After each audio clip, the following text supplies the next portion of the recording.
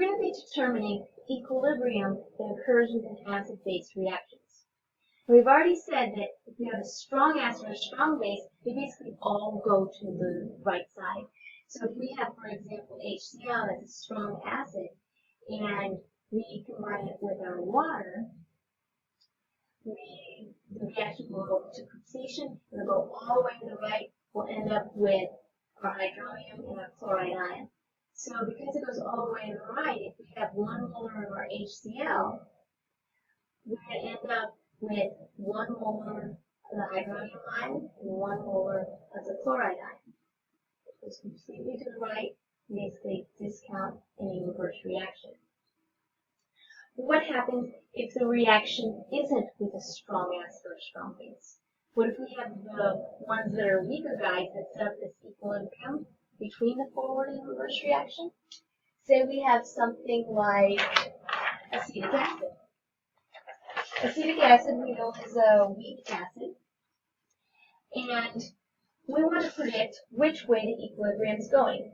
So basically, we know that the equilibrium is going to be reversible because we have weak acids and bases. But our question is, which way is going to be favored? Okay? And we know with reversible reactions, we can indicate that by the length of these arrows in the center. So if the forward reaction is dominant, we're going to have a big forward arrow and a little bitty reverse arrow. If the reverse reaction is dominant, we're going to have a big reverse arrow and a little forward arrow. So let's go ahead and look at the procedure that we're going to use to determine which direction this equilibrium is going to go in, and then we'll actually do some examples here. Okay. So this list is in your slides. First of all, we're going to identify the acids and bases on each side of the equation. Remember, we'll have 1 acid on this side, we'll have 1 acid on that side.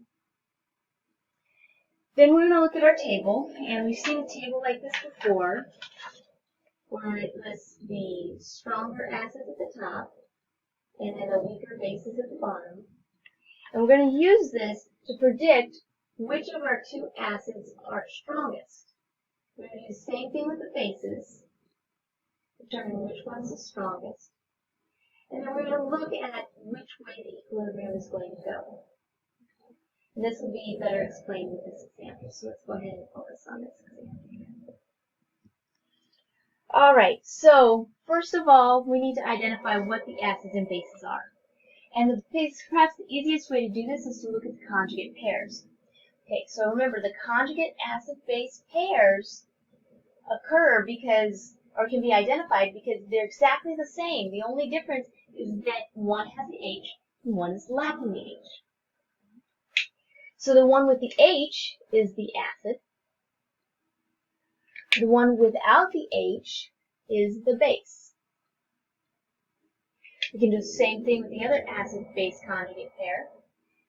Okay, we've got those 2. They look exactly the same, only one has an extra H, the other one doesn't. The one with the extra H is the acid, and the one lacking is the base. So now we've identified 2 acids and 2 bases for this equation. We're going to focus in first on the acids. So we have acetic acid and ammonium ion. We're going to look at our table, and for this first one, it is highlighted, so we can find it very easily. I'm going to take the acids here. So over here is the acetic acid, and here is the ammonium ion. And remember, strength increases as we go up this table. So which of those 2 is the stronger acid? Remember, they're both weak acid, but which one's stronger? Well, it's going to be the acetic acid.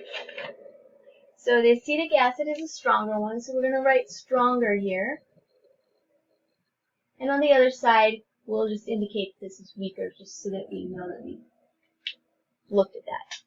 We're going to do the same thing with the bases. We've got ammonia and the acetate ion. So over here we've got, there's the acetate ion, there's ammonia. Remember, the strength of the bases goes up as you go down the table. So which one is stronger? Well, the ammonia is going to be stronger. So let's write that in. Okay, here's our stronger. That means that this guy is the weaker one. When we have the two strong guys on one side of the equation, what they're going to do is basically what a strong acid or strong base does. Pushes the reaction to the other side. Now remember, these are not strong acids and bases. These are weak ones in comparison to the strong acids and bases. But they are the stronger acids and bases in this reaction.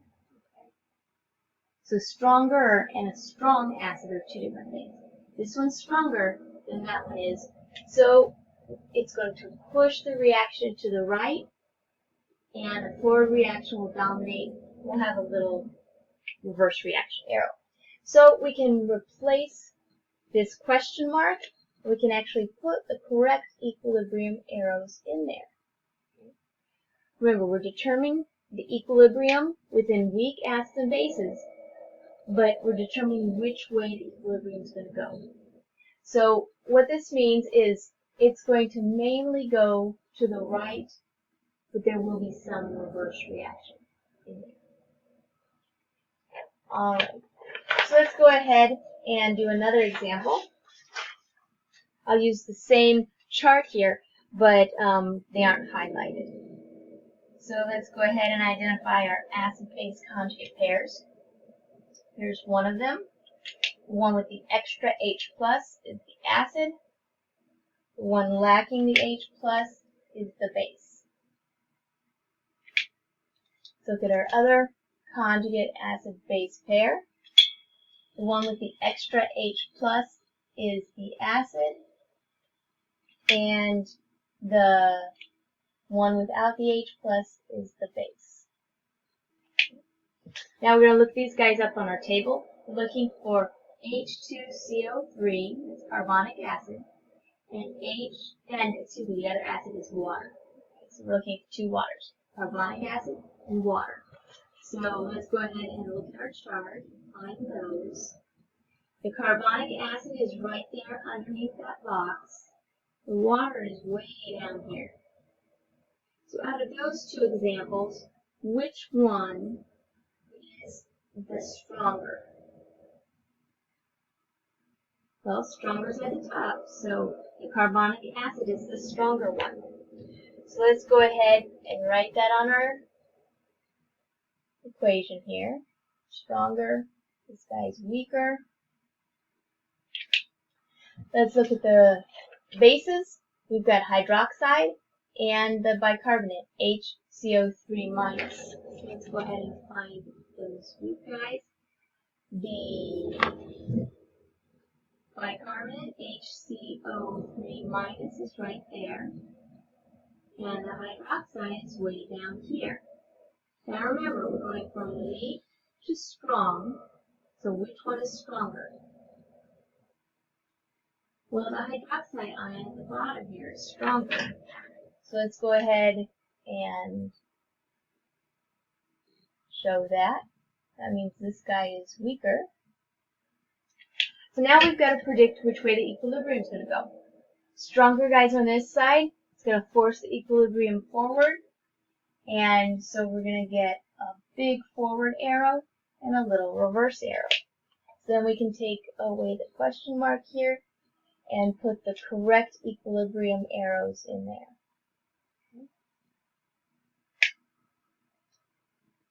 Alright, let's go ahead and do another one. Here we've got, put down a little bit here.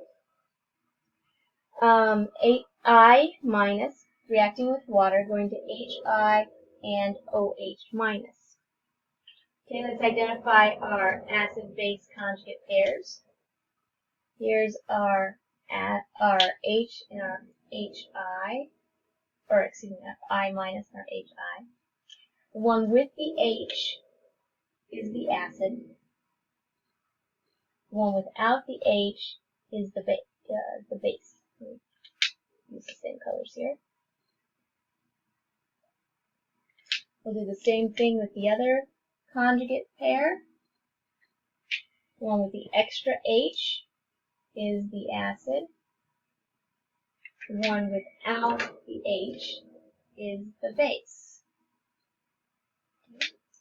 Now let's look at our two acids. We've got water and HI. Let's look them up in our little table here. So water is way down here. HI is way up there. So which one is going to be stronger? Well, the HI is stronger. So let's go ahead and say, hey, this one's stronger. And this one's weaker. Now let's look at our I- and our hydroxide. Our I- is way up here. Our hydroxide is way down here. So which one's stronger? The hydroxide is stronger. So let's make note of that. Our hydroxide is stronger. And this guy's weaker. So now we look, which side of the equation are our strongest acids and bases? Well, they're on this side of the equation. That means that they're going to push the reaction in the other direction. So our reverse arrow becomes big, and our forward arrow is little. So we can go ahead and replace that question mark with the correct equilibrium arrows. We have a small forward arrow and a great big reverse arrow. So hopefully you can see in this analysis that we can take any equilibrium and determine which way the equilibrium is going to flow. And we don't have to always do it with water. We can do any combinations of acids and bases and do this determination. So there will be ones in the homework where you get to practice this. And you'll always be given this table, or you'll be given a subset of the table.